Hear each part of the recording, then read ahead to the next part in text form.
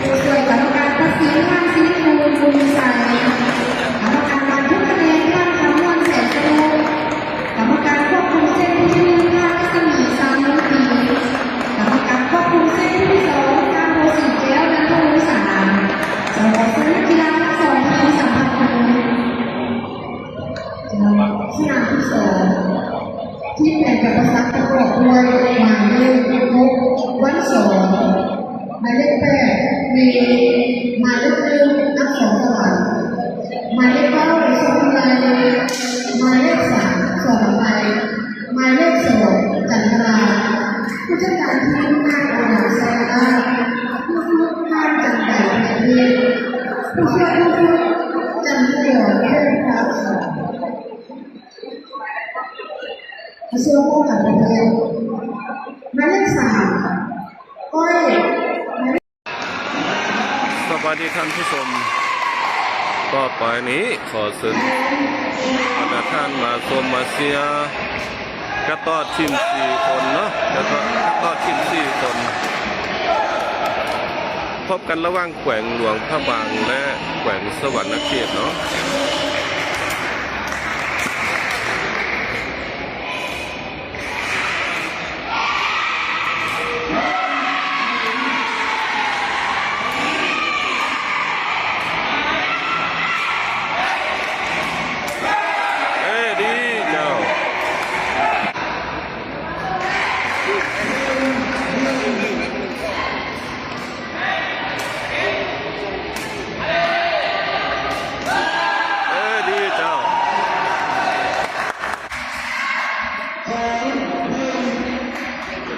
คะแนน2-1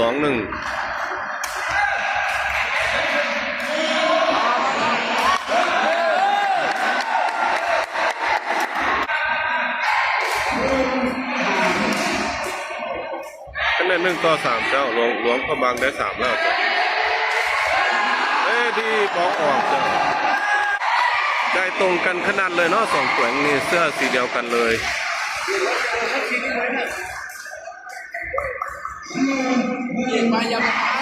คะแนนหลวงพระบาง4สวรรณเขต1เจ้า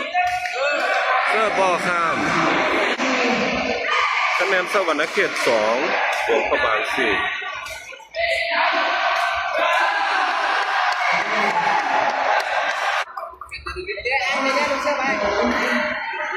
คะแนนหลวงพระบาง5สวรรณเขต2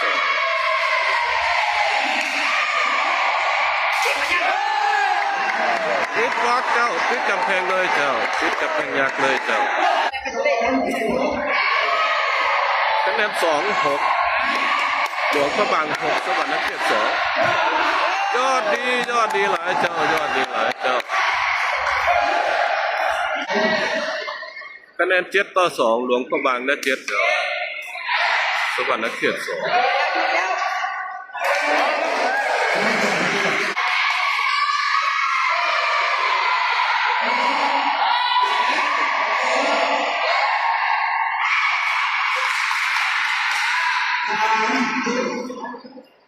คะแนน3-7เจ้าดีลีกบอกเนาะลีกบอกได้ดีเจ้าคะแนน8-3หลวงพระบางได้8สวรรณเขตได้3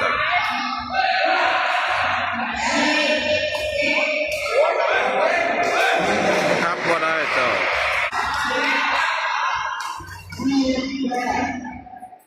คะแนน4-8ยิงได้ยิงเอาเต้ดีหน่อยคะแนน9-4หลวงพระบาง9สวรรค์4บล็อกออกเจ้าบล็อกออก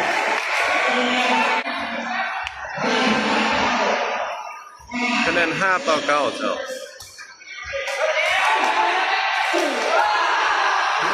รอดว่างสวยเจ้ารอดว่างดี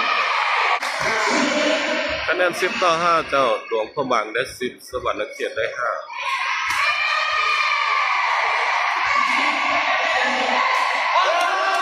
ออกเจ้าคะแนน5-11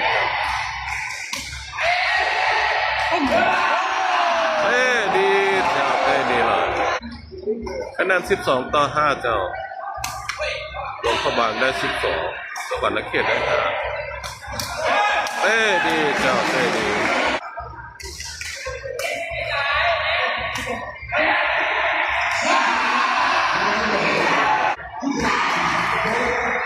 คะแนน13-6เจ้าหลวงพระบางได้13เจ้า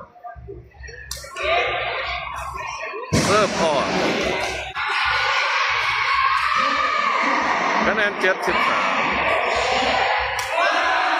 เพิ่มออกคะแนน14-7หลวงพระบางได้14แล้วบานเดียวเกมเจ้า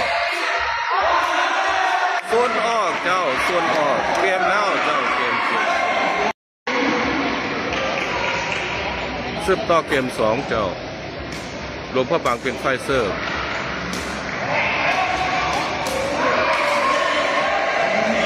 เต้ดีเจ้าเต้ดีคะแนนสวรรค์1หลวงพระบางยังบนได้คะแนนเต้ดีหลายเต้ดีหลายคะแนน1-1เลยเจ้า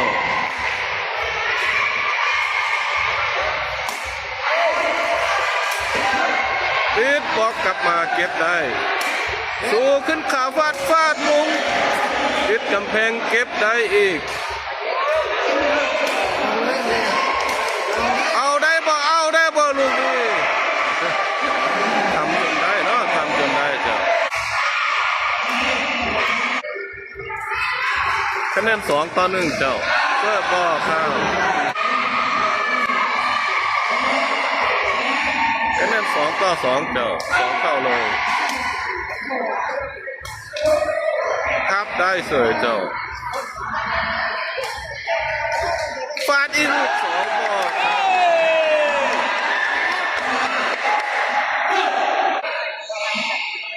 คะแนน2-3เจ้าสวรรค์เขตได้2หลวงพระบางได้3แล้วเจ้า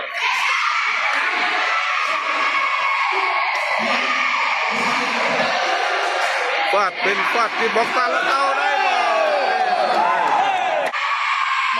คะแนน4-2หลวงพระบางได้4แล้วเจ้าสวรรค์เขตได้2คือเจ้าเป๊ะซ้าย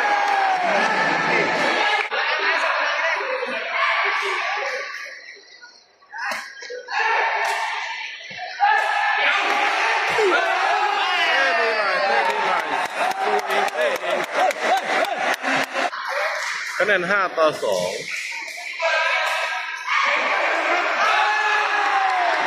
ก็ทำ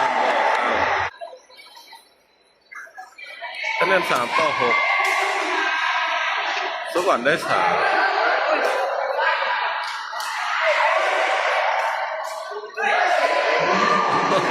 เต้คะแนน7-4เจ้าหลวงพระบางได้7สวรรค์เขตได้4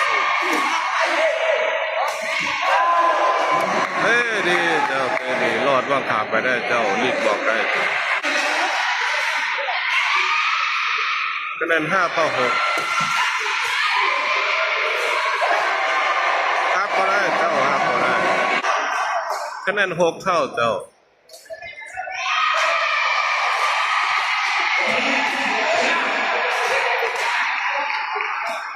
ได้หักไป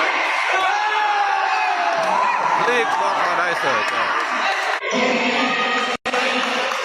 คะแนน6-7สวรรค์เขต6สวรรค์เขตเป็นคนเสิร์ฟเนาะโอ้เจ้าเดินเปียกนะเดินเปียกเสนอให้คลีนเนอร์อนามัยก่อนเนาะ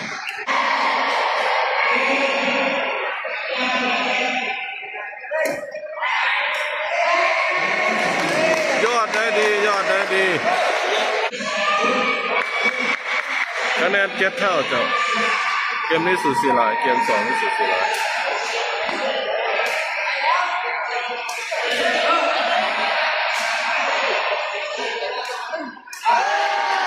ครับพอได้ลูกยอดครับพอได้คะแนน7-8สวรรค์เขต7หลวงพระบาง8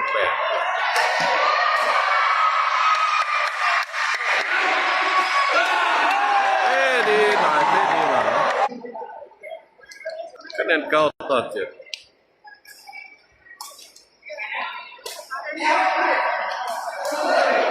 ดีจ้ะเจ้ารอดบล็อกไปได้คะแนน8 ต่อ 9จ้ะเซิร์ฟพอคะแนน10 ต่อ 8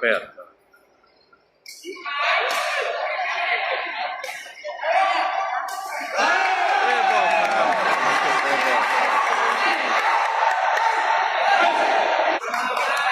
คะแนน8 ต่อ 10เจ้าสุวรรณได้8โดนประมาณได้10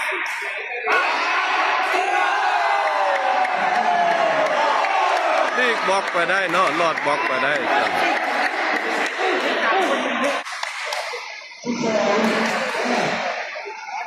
คะแนน12 8เจ้าหลวงพระบาง12เต้ได้บสวรรค์เต้ดีเนาะ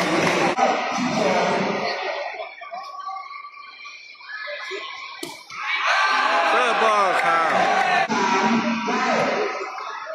คะแนน13 ต่อ 9จ้ะ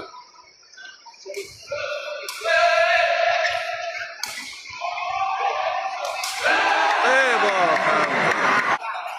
คะแนน9 ต่อ 14บานเดียวเกมเลยเซอร์บอลข้ามเกมเนาะเกมยังไงได้เลย2 เซตแห้งเลยจ้ะ